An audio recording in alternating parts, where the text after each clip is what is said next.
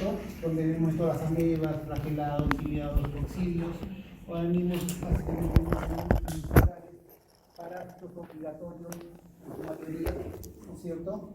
Y básicamente algunos localizados a nivel intestinal, otros a nivel hístico, a nivel hemático, etc. El segundo grupo son los helmintos, donde vamos a ver divididos en nematodes y platemintos.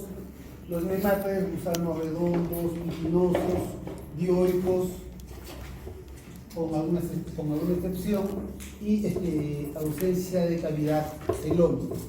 Dentro de estos vimos a los nematodes y a los platemintos. Los nematodes era, como mencionaba anteriormente, cuerpo quitinoso,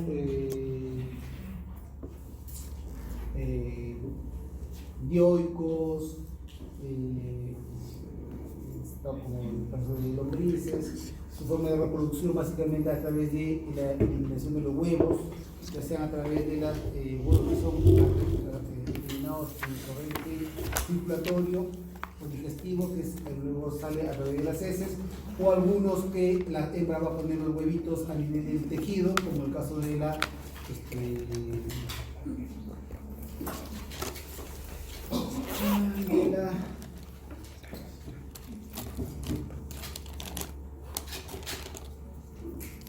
Drexofiloides, ¿cierto? Que va a poner a nivel de la mucosa los huevitos y que luego van a salir como larvas ramiformes a través de las heces. En cambio, los protozoarios, su forma de reproducción básicamente es como bipartición y su forma de resistencia en medio externo a través de los quistes. En cambio, en los helmintos, sean llamados platemintos, su forma de reproducción es a través de los huevitos. En el caso de los nematodes, vamos a ver los helmintos, donde parte del ciclo tiene que cumplirse obligatoriamente en el medio externo para que pueda embrionarse, ¿no? Y recién ser infectante esa forma de ese huevito. Si es que no está embrionado, no va a ser infectante. Entonces, algunos es necesario que cumplan un ciclo a nivel de la tierra o en el medio ambiente para que pueda ser infectante. Como en algunos casos va a haber otros que ya son eliminados ya con formación de estados larvarios y que ya son desde la oviposición, ya son prácticamente contaminantes. Los platemintos, gusanos planos, básicamente dos fusilos, cestos y trematodes. Los cestodes de sus características son planos, de tegumento blando, hermafroditas, ausencia de cavidad celómica y son segmentados. En cambio, los trematodes son de cuerpo único, ¿no es cierto? Y habitualmente son hermafroditas, también tiene su excepción. Y luego el último grupo que estamos viendo, que es la tercera unidad, donde vamos a hablar de los artrópodos, de las arañas y los insectos, que básicamente son los perjudiciales para los humanos. La palabra artrópodo deriva del griego artrón, que es articulación, y pous, que es pie. Entonces son pies articulados. También la palabra artrópoda deriva del latín artrópoda, que significa patas articuladas. Pies articulados o patas articuladas es lo mismo, ¿cierto? De que generalmente no ha cambiado etimológicamente la palabrita. Vamos a ver que en este grupo incluye un gran grupo, por ejemplo, como insectos, arácnidos, crustáceos, las mariposas o miriápodos, ¿cierto? Un grupo bastante grande de elementos.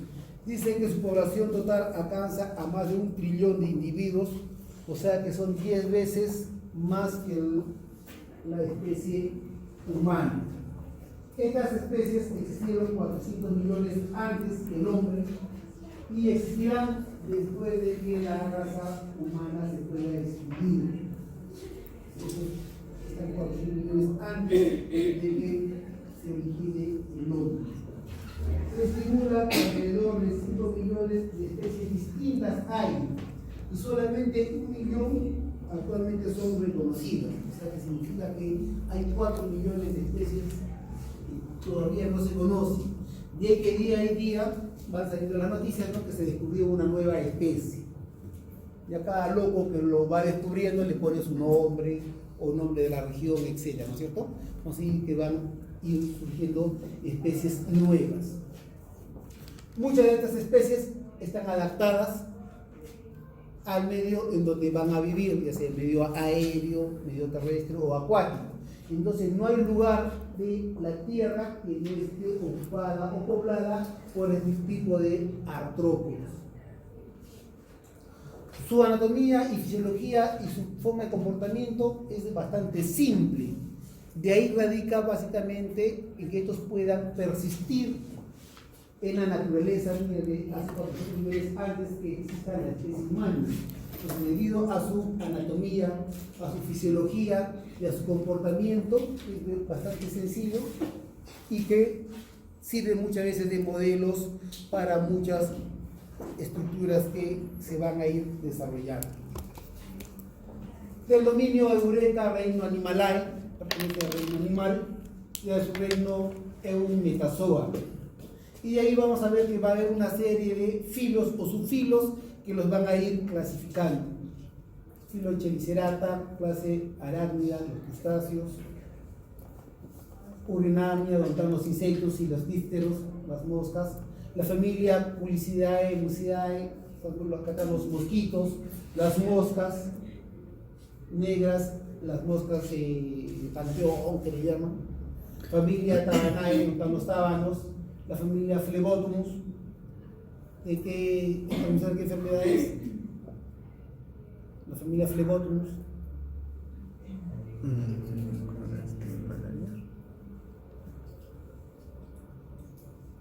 Desmayo, ¿no es cierto? La lexomía. Las sinópteras, donde están las pulgas, las hemípteras, donde están los chinches, la familia Rubidicea, transmisor de qué enfermedad? De Chagas, ¿no es cierto? La chirimacha, ya está el nombre, chirimacha. La chirimacha es que transmite la enfermedad de Chagas, ¿no es cierto? Orden Anoplura, están los piojos, y la orden Acarina, donde están los ácaros o los, lo que tiene el perrito, garrapata, ¿no es cierto? Que forman ese orden de las. Entonces decía, existe 1 millón de especies descritas actualmente de artrópodos. Pero miren, existen más de 5 millones de especies distintas, o sea, que hay 4 millones de especies que actualmente todavía no han sido descritas, porque de que existen, pero que no han sido descritas o no han sido clasificadas. Y esto, de este millón, el 80% va a representar a la clase insecta, el 80% representa a los artrópodos, que es parte del estudio de hoy. Su característica morfológica principal es la ausencia de esqueleto interno. No es como nosotros o los animales, ¿no es cierto? Que van a tener huesos, que van a formar la parte de la arquitectura y le dar forma al humano. Es la ausencia de esqueleto interno. Por lo tanto, son animales invertebrados, no tienen vértebras, no tienen huesos. Apéndices articulados, un exoesqueleto, si va a tener un esqueleto externo, el exoesqueleto quitinoso, cuerpo cementado y posee simetría bilateral. En relación al primero, apéndices articulados, son estructuras diferenciadas, básicamente y especializadas de acuerdo a la función que va a cumplir. Esa función está marcada por la división o lo que va a hacer. Estas especies articuladas, diferenciadas, por ejemplo, tienen las patas, que le va a ayudar a la locomoción. También en algunas especies las patas le van a ayudar en la caza, porque van a atrapar a la presa. Otras, que son de tipo, sus patitas, van a tener algunas especies de pelitos que son de tipo sensoriales, que le ayudan a detectar a la presa o el entorno externo. Entonces son sensoriales. Otras estructuras van a ser las alas, que le van a permitir volar. Hay casi la mayoría de especies son aladas, hay algunas que no lo van a hacer, pero básicamente las alas las van a utilizar para el desplazamiento o el vuelo. Algunas van a tener antenitas que son de tipo, o su actividad básicamente sensorial. Estas antenitas les sirven para la transmisión de información. Por ejemplo, las hormiguitas son casi ciegas, si tienen ojitos, son casi ciegas. ¿Y cómo transmite la información? A través de las antenitas. Por eso cuando ustedes miran a las hormiguitas, cuando están caminando, se acercan unas y hacen contacto con sus antenitas, y ahí le está pasando la información. Las mandíbulas, donde va a estar el aparato de alimentación, el aparato masticador o el sistema de alimentación. Entonces, dependiendo a cada especie, la parte mandibular va a ir variando, ya sean animales que son carroñeros, animales que le van a picar o succionar. Entonces, su aparato masticador, vamos a ver se va a irse modificando en cada una de las distintas especies. Pero su mandíbula simple le va a servir básicamente para el proceso de alimentación. Van a tener branquias o pulmones o espiráculos, que son los elementos que le van a ayudar a la respiración.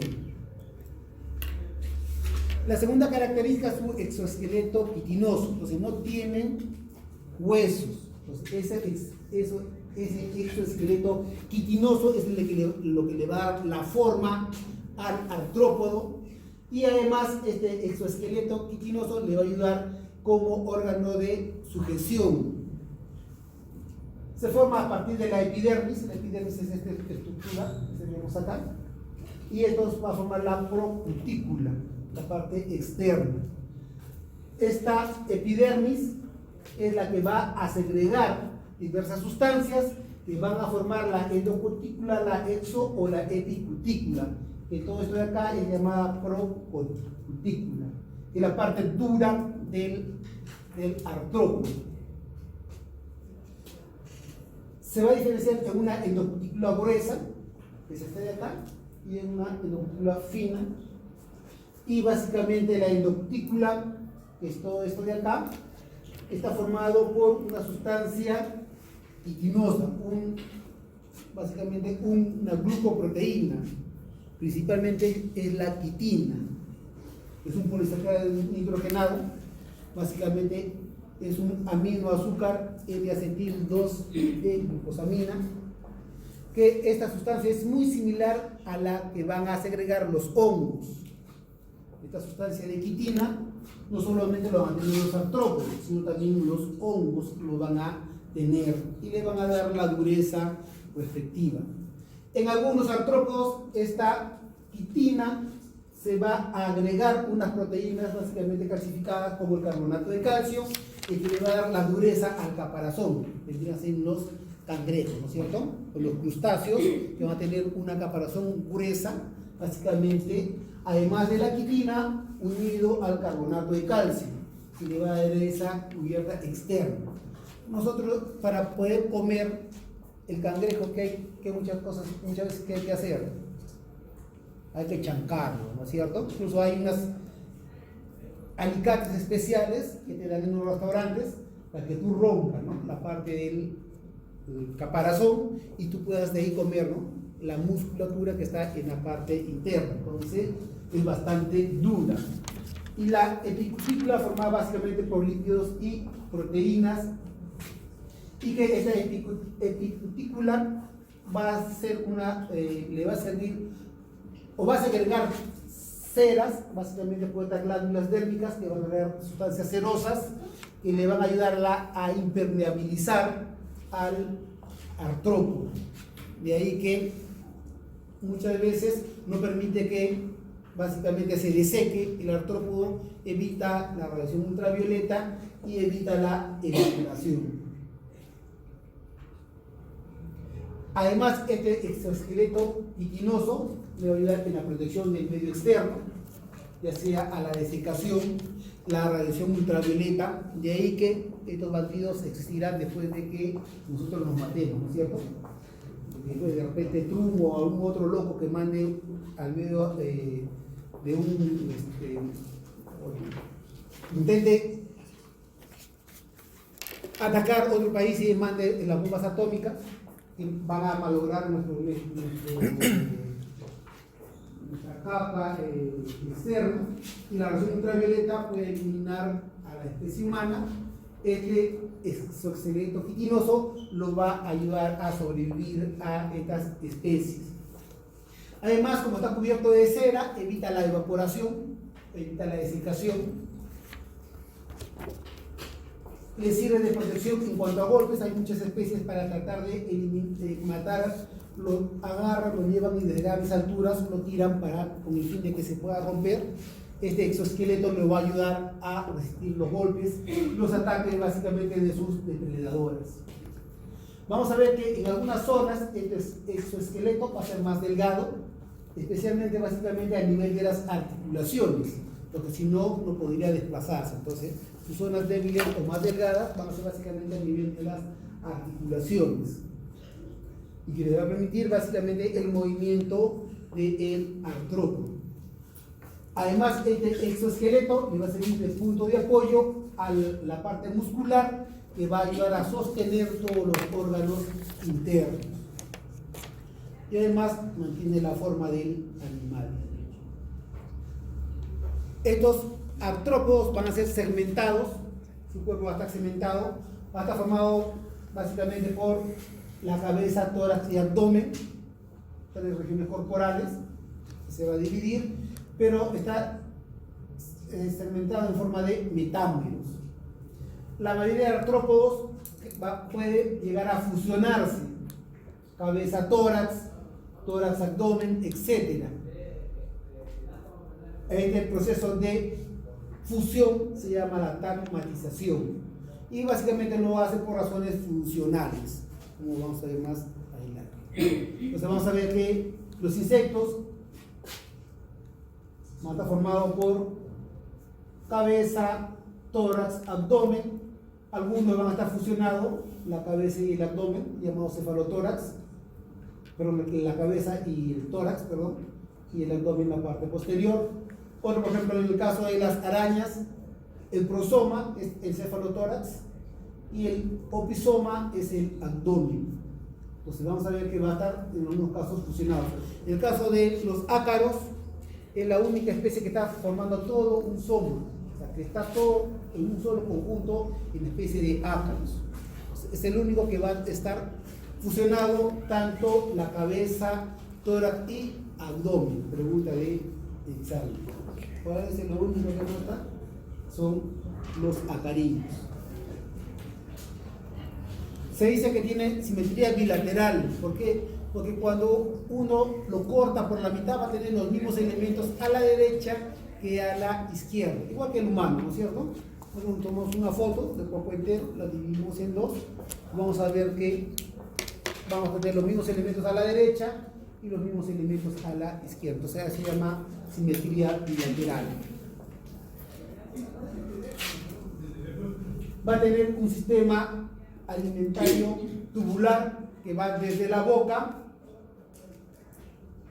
intestino, hacia hasta la región anal. En la parte anterior, donde está la boca o el buche, a eso se llama modelo. Y básicamente está formado por la misma estructura externa que es la cutícula. O sea, la parte interna de este modelo, que es la parte de la boca, va a estar formado básicamente por quitina también, o cutícula.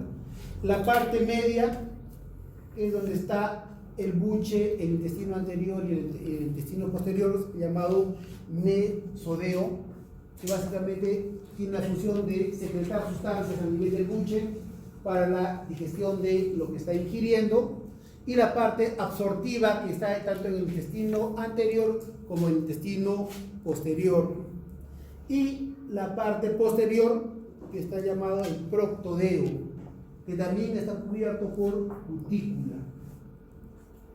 Entonces, su sistema digestivo es de tipo tubular, es un tubo nada más, donde va desde la boca, el buche, el intestino anterior, posterior y la parte anal. Vamos a ver que en parte del sistema urinario o sistema excretor está formado por los túbulos de Malpighi, pero estos túbulos de Malpighi no van a salir hacia el exterior, sino que van a verter su contenido en el intestino posterior para que luego sea eliminado. Su aparato digestivo, el aparato bucal, va a depender básicamente de las especies. Todas las adaptaciones que van a tener en cada una de las especies va a ser distinta, porque va a haber animales o especies que son masticadoras, van a tener mandíbulas, especies que son chupadoras, va a tener un probóscide, básicamente, y otras que son de tipo picadoras, que van a picar, que van a tener una especie de estiletes. Entonces, su aparato bucal va a depender de la especialización o de la especie, de acuerdo al tipo de alimentación que va a hacer, y en función a eso se va a modificar. Un sistema circulatorio abierto básicamente está formado por un corazón, es decir, que está acá, un corazón tubular localizado dorsalmente dentro del seno pericárdico, que va a actuar como una bomba que va a hacer recircular a un líquido que es la hemolinfa. Este líquido, la hemolinfa, va a bañar todos los órganos internos. Esta hemolinfa vendría a ser el equivalente a la sangre, ¿no es cierto?, en el humano. La sangre o hemolinfa es pobre porque carece de células, básicamente va a tener un pigmento que es la hemocianina como pigmento sanguíneo, y esta hemocianina es muy similar a la hemoglobina, cuya función básicamente es de juntarse con el oxígeno y trasladar el oxígeno a todo nuestro organismo. Entonces esa hemocianina cumple la misma función. Entonces es un sistema lagunar abierto. Entonces lo único que va a estar cerrado básicamente va a ser este túbulo localizado dorsalmente, que es el seno pericárdico, que viene a formar el corazón y que básicamente va a actuar para bombear la hemolinfa que va a recircular en el interior del artrópodo. Entonces no tiene sistema como nosotros de arterias, vénulas, arteriolas, ¿no es cierto? Entonces es abierto, y donde va a ser básicamente que recircule esta hemolinfa. Pregunta también de examen. Un sistema respiratorio, básicamente por tráqueas y traqueolas. En algunos las tráqueas están localizadas a nivel del abdomen, y otro, como el caso de los crustáceos, que van a tener branquias. Y básicamente su función es la de proporcionar el oxígeno al artrópodo. Acá vemos que básicamente va a tener estiráculos, los cuales le van a ayudar, conectados a las tráqueas y a las traqueolas, el cual le van a ayudar en el proceso de la respiración. Van a ser los especies sacos alveolares, y que van a ayudar básicamente en el proceso de intercambio gaseoso. Un sistema nervioso que va a estar formado básicamente por un cerebro en la parte anterior. Este sistema cerebro sin cerebro se llama, va a tener tres regiones. La primera, que es el protocerebro, el lóbulo frontal y el lóbulo óptico, con pares ganglionares que van a recorrer dorsalmente, dos pares, que tanto va a inervar la parte del tórax y del abdomen, y filetes nerviosos que van a recubrir todo el artrópodo.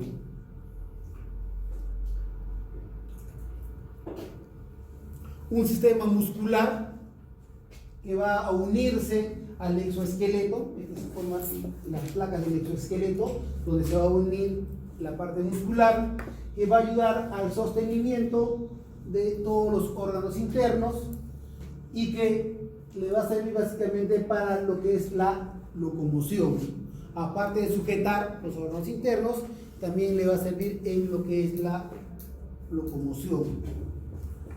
A nivel básicamente, igual como el humano, el músculo liso, el músculo estriado, que es la parte que le ayuda en la parte de las articulaciones para el movimiento, y el músculo liso, que va a ayudar básicamente, o va a estar inervando o rodeando o formando parte de los órganos viscerales los artrópodos.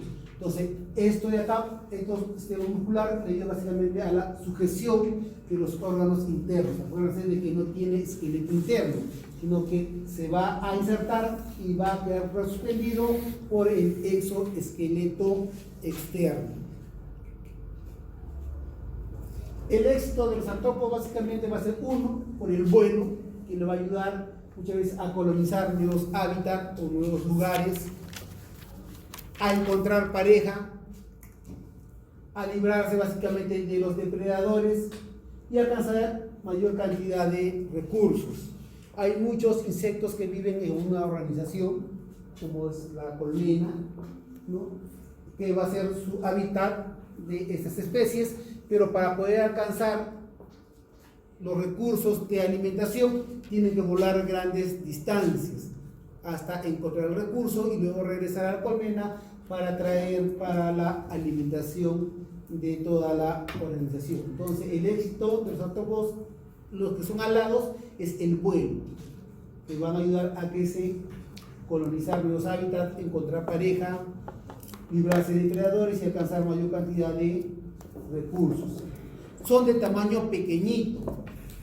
¿Y esto qué les va a ocasionar en ellos? De que haya mayor disponibilidad de recursos en su hábitat.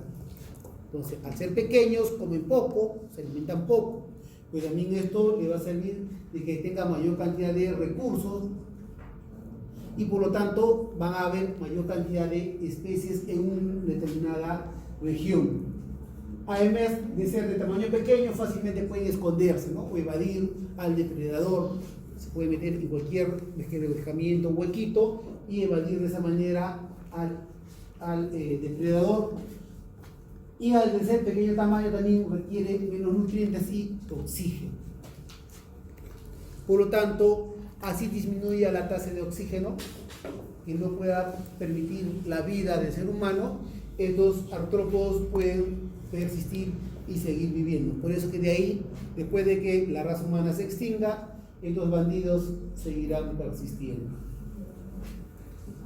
Además, como su exoesqueleto es sólido e impermeable, les hace que puedan resistir condiciones extremas. Pueden vivir hasta menos 10 grados centígrados y pueden también vivir en temperaturas mayores a 50 grados centígrados. Entonces, su exoesqueleto lo va a proteger tanto de la congelación como de la desecación. Además, este exoesqueleto soporta golpes y ataques de los depredadores, ¿no es cierto? Entonces, fácilmente no va a ser de que sean eliminados. Y algunas especies han conquistado o viven en el medio acuático. Ustedes saben que gran parte de la Tierra está cubierta por agua, ¿no? Entonces es un medio donde básicamente les permite un gran hábitat para algunas especies. Utilizan también, su éxito de estos artrópodos es que utilizan diversas fuentes de alimentación, porque va a haber algunos insectos que son carnívoros, otros que comen frutas, otros que ingieren néctar, algunos van a ser carroñeros. Cuando mueren alguna especie, estos carroñeros van a ayudar o se van a alimentar de esa especie muerta. Otros que son parásitos, que van a estar dentro o fuera de nosotros. Algunos son xilófagos, otros comen madera, etcétera, etcétera. Entonces van a tener fuentes de alimentación distintas dependiendo de cada especie de que se trate.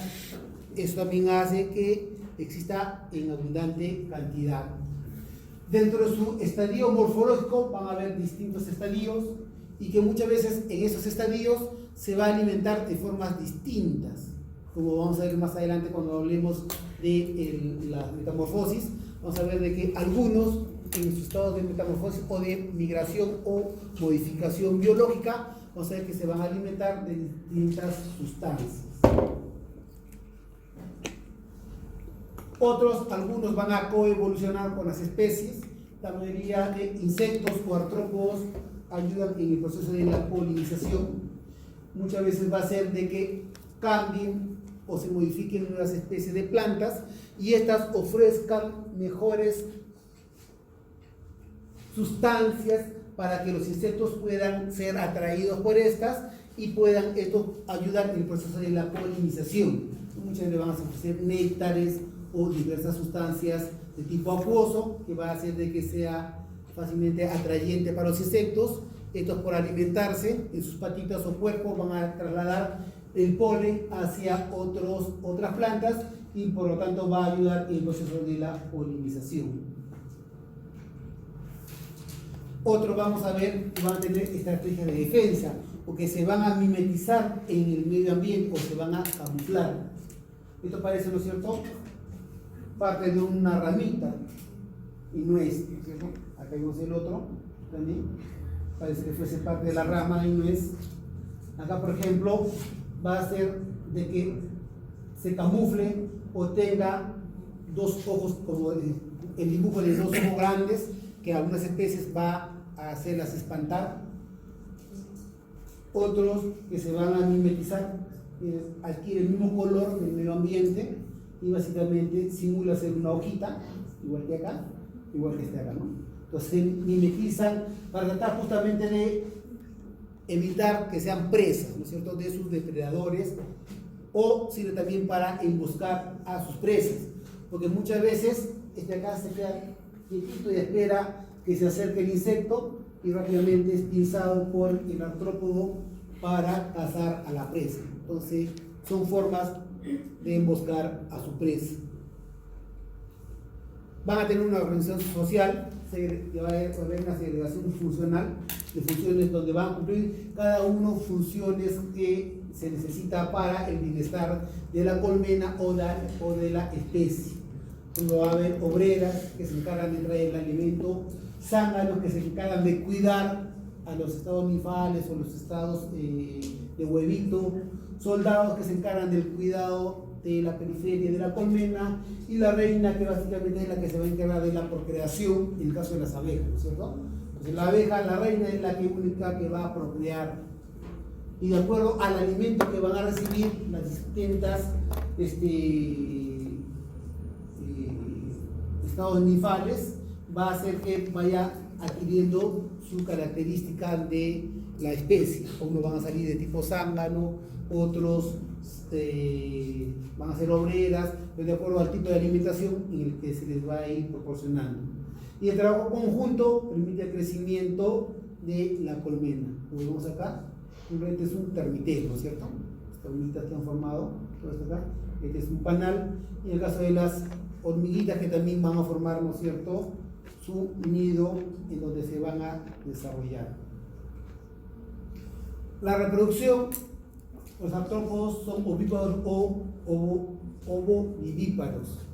Esto de acá va a permitir que los artrópodos coloquen abundante cantidad de huevitos. Si bien es cierto, van a ser depredados en su mayoría, básicamente su éxito radica en que van a poner miles de huevitos. Y esto simplemente es para garantizar a las especies la persistencia de las especies. Son dioicos, van a tener dos sexos, para el machos y hembras, y básicamente van a ser copulados o van a fecundar. Acá vemos, por ejemplo, en plena fecundación. Son muy prolijos, o sea, tienen bastante progenie o bastantes de los huevitos van a salir abundante cantidad de especies. De ciclo de vida corto, por eso que muchas veces cuando hay un cambio genético o una modificación, como va a haber, son de vida corta, rápidamente ese gen se puede reparar en el medio, en su ciclo evolutivo. Entonces, como son prolijos de vida corta, los que se puedan modificar genéticamente, de ahí viene para erradicar a la mosca y la fruta, se va a irradiar las moscas, ¿no es cierto?, básicamente los zánganos, y eso es lo que se libera. Pero eso no significa de que con esa liberación o con esa sola, esto de liberar a esos animales ya modificados genéticamente, significa que va a desaparecer la mosca y la fruta, porque como tiene su vida de ciclo de vida cortos, hay unos que van a vivir 7 días, otros máximo 15 días, en el caso de lo que son las moscas. Entonces son de vida corta y rápidamente esos animales modificados genéticamente o que han sufrido variación van a perecer o morir, pero van a ser sustituidos por otros nuevos de su misma especie, debido a que tiene una vida corta. Vamos a ver que la forma de metamorfosis o de variación, básicamente, como va a haber distintos estadios, va a haber formas distintas de alimentarse, lo cual también reduce la competición entre las larvas y los adultos por los alimentos que van a ingerir. El crecimiento básicamente de los artrópodos lo va a hacer a través de mudas o éxdesis. Entonces significa que el artrópodo, su exoesqueleto quitinoso, no le va a permitir que crezca. Entonces, ¿de qué manera va a crecer? A través de mudas o éxdesis. Estas mudas o éxdesis la va a hacer a través por un influjo de una hormona, la exdisona. La exdisona es una hormona que va a ayudar a que el artrópodo empiece a segregar distintas sustancias, básicamente enzimas líticas, que va a través de la epicutícula va a segregar, a través de la hipodermis va a segregar y va a separar esa cubierta externa dura, la va a separar de la parte interna del animal, el cual va a hacer que deje el exoesqueleto anterior y migre hacia uno nuevo, como estamos viendo acá. Entonces el crecimiento lo hace a través de mudas. Este es el exoesqueleto externo. Acá empezó a actuar ya la exdisona, segrega sustancias líticas, se empieza a romper, sale el artrópodo y acá es donde queda indefenso. Acá fácilmente puede ser presa de los depredadores porque no tiene esa cubierta dura, pero a los pocos minutos va a empezar a segregar a través de la epidermis las sustancias quitinosas. Esa resina es el grupo amino que va a actuar en contacto con el oxígeno y rápidamente le va a dar la dureza respectiva, el cual le va a ayudar en la protección. Pero en este proceso de muda por éxdesis, pregunta del examen, básicamente va a lograr el crecimiento del artrópodo. Entonces, el artrópodo, ¿cómo crece? A través de mudas. Esas mudas se van a iniciar básicamente por un flujo hormonal, por la hormona exdisona. Esa hormona exdisona lo que va a hacer es que va a segregar sustancias líticas, que va a hacer que se separe la cutícula del artrópodo y de esa manera pueda emigrar y salir. Y lo que muchas veces nosotros encontramos básicamente va a ser el exoesqueleto que va quedando en el medio ambiente, ¿no? Si es que no hacemos la limpieza, se quedará el pobrecito años de años ahí, ese esqueleto sin ser eliminado. Pero el artrópodo ya migró y ya fue creciendo. Entonces en cada muda va a ir creciendo más el artrópodo. Su desarrollo, vamos a ver que se va a hacer a través de mudas o de tipo de metamorfosis. Básicamente dos formas, una metamorfosis completa, una incompleta, y va a haber una forma que van a ser metábolos, donde no va a haber metamorfosis. Pero esas no son de interés de nosotros. Los que son de interés de nosotros van a tener metamorfosis completa y metamorfosis incompleta. ¿Qué es una metamorfosis? Básicamente es una muda o cambio que va a sufrir. Básicamente a través de su ciclo evolutivo va a ir transformándose corporalmente y va a ir cambiando desde huevitos a estados ninfales o ímagos hasta la forma adulta. Acá tenemos la metamorfosis incompleta, simple o gradual, también llamada hemimetábola. Acá básicamente va a haber dos formas morfológicas: los huevitos, las ninfas y los adultos. Pero las ninfas y los adultos morfológicamente son iguales, son similares. En cambio, la única variación morfológica sería el huevito, que es una forma distinta, ¿no? Una forma distinta. En cambio, los estados ninfales o el adulto es el mismo, o tiene el mismo cacharro o la misma forma.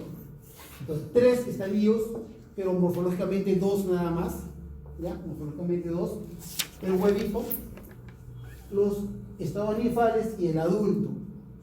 Pero biológicamente van a ser tres: el huevito, los estados ninfales, que son los estados juveniles, en esos estados ninfales o juveniles, la única variación con el adulto es que su sistema reproductor está incompleto. Su sistema reproductor todavía no está desarrollado. En cambio, ya en el adulto ya se ha desarrollado su sistema reproductor y ya puede copular. Como ustedes ven, en la metamorfosis completa o gradual, la forma morfológica es la misma, se va a alimentar de lo mismo, sea los estados ninfales o el adulto, se alimenta de las mismas sustancias y se van a ubicar en el mismo hábitat, con la única diferencia que va a ir madurando o creciendo, ¿no? Es básicamente 4 estadios ninfales: ninfa 1, 2, 3, 4, y ya el quinto estado ninfal ya nos vendría a ser ya el adulto. Entonces, en cada uno de ellos va a ir cambiando y simplemente va a ir madurando o básicamente evolucionando o desarrollándose su sistema reproductor. Cuando ya llega adulto o ímago, llamado, es ya donde se va a reproducir. Pero, por lo tanto, básicamente en la metamorfosis completa ocupa el mismo lugar, se alimenta de lo mismo y morfológicamente es muy similar. Pregunta de examen. En cambio, en la metamorfosis completa vamos a ver que va a haber 4 estadios morfológicos o de desarrollo, llamados holometábolos. Y como vamos a ver, en los 4 estadios van a ser distinta la morfología. Acá vemos el huevito, 1, el segundo, que son las larvas o las orugas, segundo estadio, el tercer estadio, que es la pupa, donde va a estar la crisálida, y el 4 estadio, donde va a estar el adulto. Morfológicamente 4 formas distintas en relación a la gradual o la anterior, que era 2 formas morfológicas. Acá son 4 formas morfológicas distintas. Su hábitat también va a ser distinto. Los huevitos, muchas veces los adultos ponen los huevitos en el agua. Entonces los primeros estadios larvarios se van a desarrollar en el medio acuático, que es, vemos cuando vemos en los floreros, ¿no es cierto? Unas estructuras que suben y bajan. Entonces están viviendo en el medio acuático. La que les corresponde a otros van a estar en el medio ambiente, o sea, en la tierra, en la vegetación, a defender ahí donde se van a desarrollar, por ejemplo, las mariposas, que van a poner sus huevitos en la parte baja de las plantitas. Luego salen las larvas o las orugas, que se van a comer las plantitas, que se alimentan de las plantas ellos. Aspecto vermiforme con respecto a los ímagos, viven en distintos lugares, se alimentan de forma distinta, ¿no es cierto? Y luego viene el estado pupal.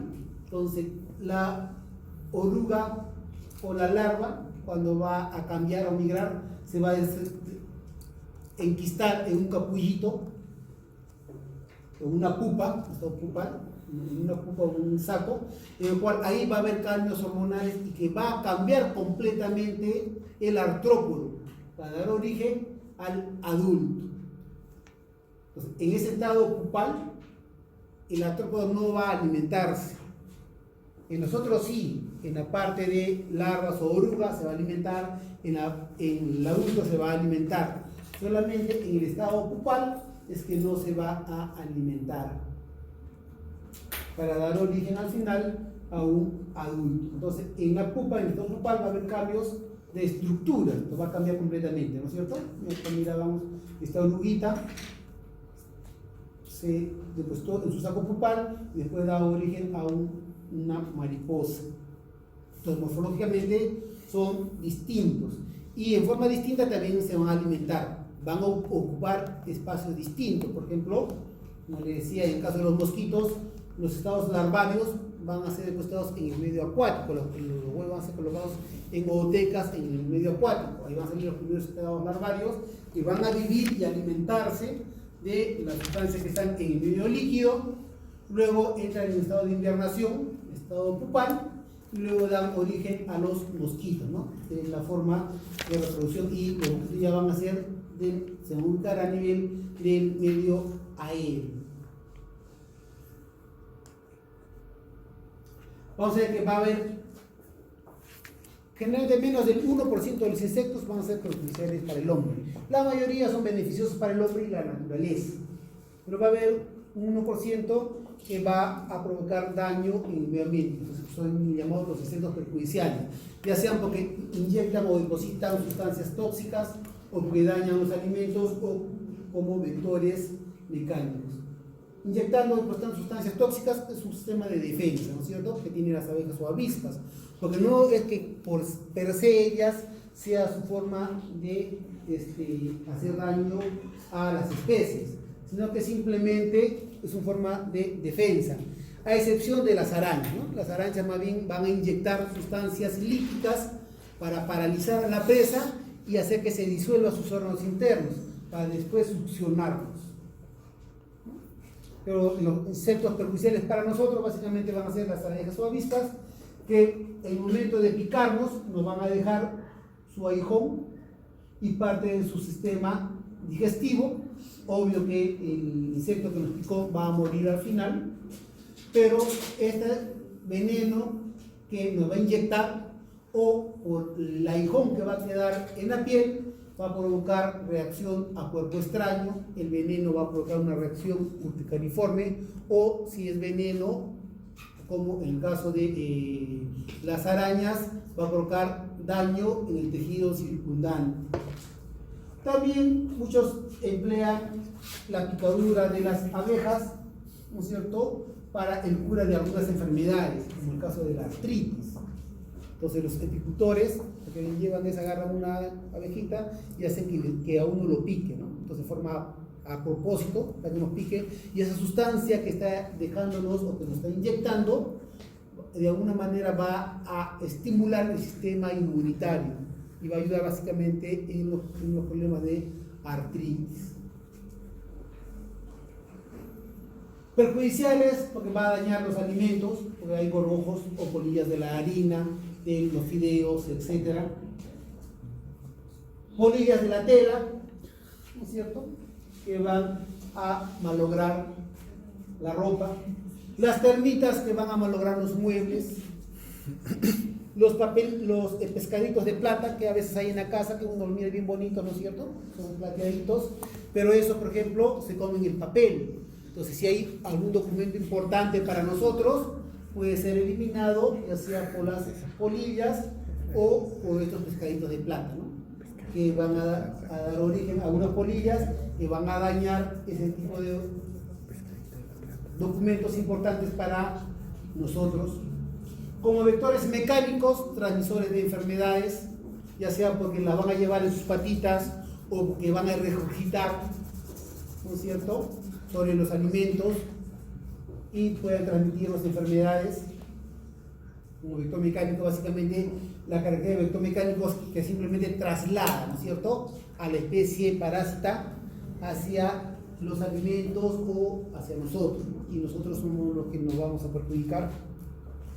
Como vectores biológicos, de que en parte del ciclo se va a desarrollar en el insecto. También hay insectos beneficiosos para el humano que uno va a utilizar como valor comercial, por ejemplo la miel, ¿no es cierto?, que van a tener las abejitas. La seda, antiguamente la ropa de seda que venía de la China era básicamente obtenida del gusano de la seda. Entonces cuando estaba en estado de pupal, forma su capullo, y esa es lo que va a formar o va a servir para la seda. Actualmente la seda ya se fabrica en forma química. Otros como colorantes, como por ejemplo la cochinilla, donde se obtiene el carmín, que es muy utilizado en la vida cosmética, en la industria cosmética, para coloración como colorantes, ¿no es cierto?, de tipo animal, que se va a utilizar este tipo de productos. Contribuye a la eliminación de desperdicios orgánicos, porque son carroñeros, algunas especies son carroñeras, y básicamente van a comerse las especies muertas y tratar de eliminarlas, ¿no es cierto? Entonces son carroñeros y eliminan a eliminar los desechos orgánicos, los que luego van a ser utilizados por las plantas. En algunos casos, por ejemplo, los camarones son los carroñeros de los ríos, ¿no es cierto?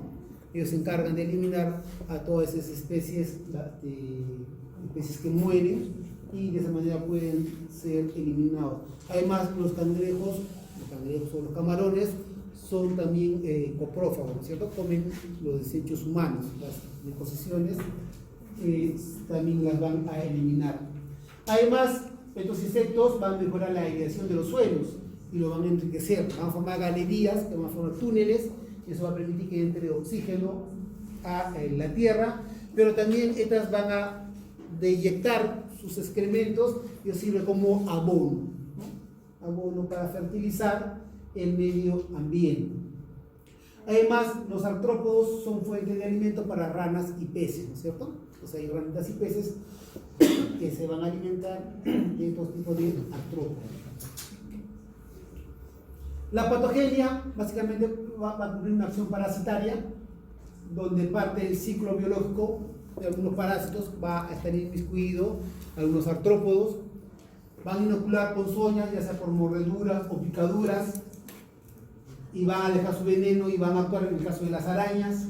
Su acción, básicamente, sus productos del aguijón que va a quedar atrapado, como son los aguijones, los hiposomos o los quelíceros, que van a actuar como una sustancia extraña y que puede desencadenar una acción urticariforme en la persona que es picada, una acción de hipersensibilidad, transmisión de enfermedades como vectores, ya sean biológicos o mecánicos, como los dípteros o hemípteras, como vectores biológicos, y mecánicos, las bacterias, las difterias y bacterias, ¿no? Que son las cucarachas, chirimachas, etc.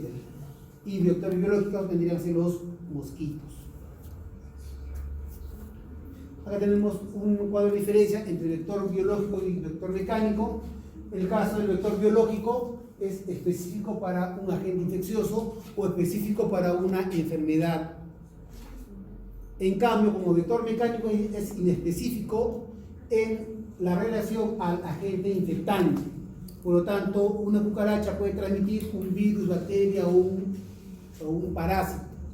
En cambio, el vector biológico solamente va a ser transmisor de un agente nada más. Por eso que es específico para la transmisión de una enfermedad. Además, como vector biológico es esencial en la mantención del proceso infeccioso, porque en él se va a desarrollar parte del ciclo evolutivo de ese parásito. En cambio, como vector mecánico es inespecífico para que se mantenga esa enfermedad en la naturaleza. Una mosca puede transmitir un virus, un parásito, un microbio de forma distinta, y en forma similar puede llevarlo una cucaracha o otra especie distinta. Entonces es inespecífico para que se pueda mantener esa enfermedad en la naturaleza. En cambio, como vector biológico sí, porque si yo elimino al vector biológico, elimino parte del ciclo evolutivo del parásito, por lo tanto no va a poderse multiplicar o enfermar a otra persona. El agente transmitido se multiplica dentro del vector, el vector biológico, en cambio en el vector mecánico el agente no se va a multiplicar o dividir dentro del vector. Ejemplos: los teratoninos, que va a transmitir la enfermedad de Chagas, los anofelinos, que van a transmitir la enfermedad de la malaria. Son específicos para las enfermedades. Yo elimino al vector, elimino a la enfermedad. En cambio, las moscas domésticas, las cucarachas, etcétera, y otros artrópodos son inespecíficos, ¿no? Por más que uno elimine una especie, la otra especie va a transmitir la enfermedad de forma mecánica.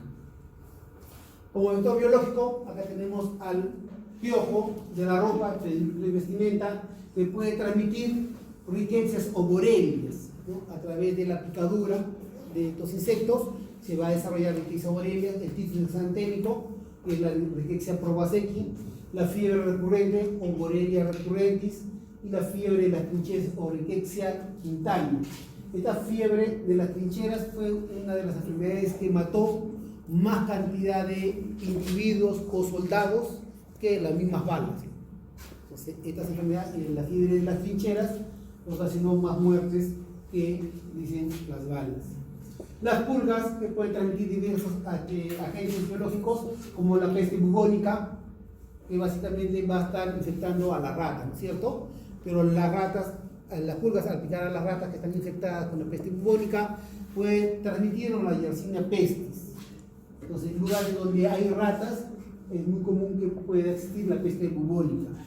El año pasado se desencadenó un foco de tifus o de peste bubónica en el norte del país, ¿no? Justo a raíz de que habían proliferado las ratas y estaban con esta Yersinia pestis y habían humanos que les dio la enfermedad. El tifus murino, donde básicamente va a estar por una Yersinia, como una rickettsia. Las garrapatas, enfermedad de Lyme o enfermedad de las borrelias, y la ehrlichiosis. Acá los que tienen mascotas, ¿no es cierto? El veterinario les dice, ¿no?, hay que vacunarlos contra la ehrlichia, ¿no?, para tratar de que sea transmitido por las garrapatas al humano. Entonces, si vacunamos a la mascota, por más garrapatas que tenga, no va a tener la ehrlichia, por lo tanto, si nos pica a nosotros, no nos va a transmitir. La ehrlichiosis es una enfermedad que es transmitida por las garrapatas. El hombre y los artrópodos conviven en el mismo medio ambiente, pero en algunos casos va a haber artrópodos que pueden actuar en el hombre como ecto o endoparásitos. Ectoparásitos, porque básicamente van a estar fuera de nosotros y son ya llamados parásitos temporarios, ¿no?, porque básicamente por alimentarse de nosotros, o chuparnos o picarnos, se van a acercar a nosotros, pero después van a vivir ellos en el medio ambiente, como los chinches, las pulgas o las garrapatas, ¿no?, que simplemente nos van a picar simplemente porque son hematófagas y se van a alimentarse de la sangre. En cambio, va a haber otros que son permanentes, básicamente como la sarna, ¿no?, esa corteza bien, que va a excavar galerías a nivel de la dermis y ahí va a vivir. El Pediculus capitis o el piojo de la cabeza y el Pediculus vestimenta, ¿no?, que va a estar en la ropa. Los mecanismos de defensa que van a tener básicamente los artrópodos es la evasión, la más común, ¿no es cierto? Huir, sumergirse, enterrarse o algunos aparentar estar muertitos. Se tiran patitas para arriba, ¿no es cierto?, y aparentan estar muertitos. Esa es una forma o mecanismo de defensa que van a atender algunos artrópodos. Otros, su similitud protectora, que toman el color similar a los objetos, como visto anteriormente, ¿no es cierto?, que adquieren el mismo color o la forma del entorno para tratar de simular y de alguna manera no ser presa de los depredadores. El mimetismo o asemejarse a las especies temibles o desagradables, como el caso de las mariposas, que tienen como especie de ojos grandes, ¿no es cierto?, en la parte finalitas, o algunos que tienen el mismo color, ¿no?, del medio o el entorno. Algunas estructuras protectoras como el capullo o los saquitos, que lo va a proteger en el caso del estado pupal, que la va a proteger de los depredadores. En algunos casos, secreción nociva de sustancias que ya sean irritativas o malolientes, como los chinches y escarabajos, para tratar de que la especie depredadora al momento en que quiere consumirlo no sea agradable y de esa manera lo pueda liberar. Y algunas que van a tener sustancias venenosas, ¿no?, como las abejas avispas o las hormigas, que es un modo de protección. Métodos de control, por ejemplo, los métodos naturales como la naturaleza. El clima va a hacer de que algunas enfermedades sean regionales, ¿no?, o que solamente se desarrollen en una determinada región por el clima que le es favorable. Por ejemplo, en el caso de las enfermedades que están emergentes y que están viniendo hacia la parte del sur, una de ellas es la enfermedad que está allá en Lima, combatirla.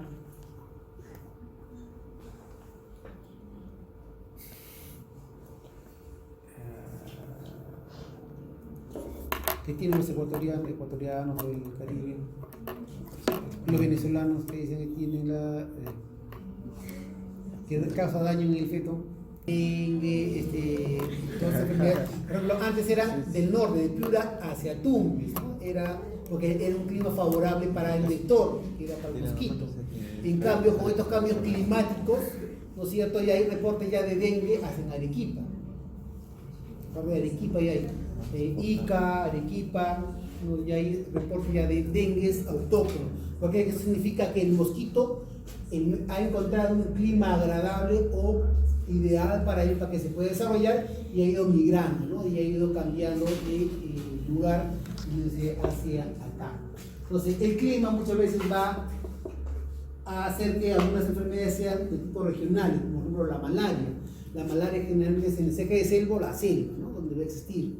En las costas generalmente no hay, excepto en algunos lugares donde va a existir el vector. La topografía, la geografía, la cordillera limita, ¿no es cierto?, el pase de algunos artrópodos que se queden en un lugar hacia otro lugar. Los enemigos naturales, que son los depredadores, que van a mantener a raya la multiplicación de los artrópodos u otros competidores. Otra forma de método de control de los artrópodos es la aplicación de métodos artificiales, ya sean mecánicos o físicos, destrucción directa de los artrópodos o de forma indirecta, o colocando trampas o esparciendo sustancias que les sean tóxicas para la eliminación de estos artrópodos. Culturales, como el cambio o modificación del hábitat, por ejemplo, en lugares donde hay presencia de moscas, cucarachas, va a existir abundante cantidad de enfermedades parasitarias y van a existir bastantes artrópodos en ese lugar. Pero si cambiamos culturalmente y limpiamos y aseamos, va a hacer que disminuyan o desaparezcan este tipo de artrópodos de nuestro hábitat, básicamente por el cambio cultural, ¿no?, de las personas. Biológicos, introducción de enemigos naturales para la eliminación de ese tipo de artrópodos. Por ejemplo, en Europa existían muchos mosquitos y se introdujo una especie de rana en ese hábitat. Las ranas se comen los mosquitos, ¿no es cierto? Entonces disminuyó la cantidad de mosquitos, pero después esas ranas, como ya no encontraron sustento o alimento, empezaron a depredar otros tipos de plantas, etc., ¿no? Entonces empezaron a depredar otro tipo de elementos. Entonces, no siempre el cambio, introducir una especie para tratar de controlar otra, es beneficioso. Genéticos, de esterilización de los zancudos, básicamente para que no puedan procrear, es lo que hace SENASA, ¿no es cierto? Por eso que constantemente SENASA libera mosquitos ya que son modificados genéticamente por radiación, los hacen estériles para que se junten con las hembras y entonces cuando tengan cópula no van a tener descendencia. Entonces es también una forma a nivel genético de controlar la multiplicación de los artrópodos. Filogenéticamente los artrópodos vamos a ver que van a haber 4 líneas o 4 subfilios. Las trilobitas ya extintos del periodo paleozoico, las cheliceratas, donde van a estar las arañas, cangrejos,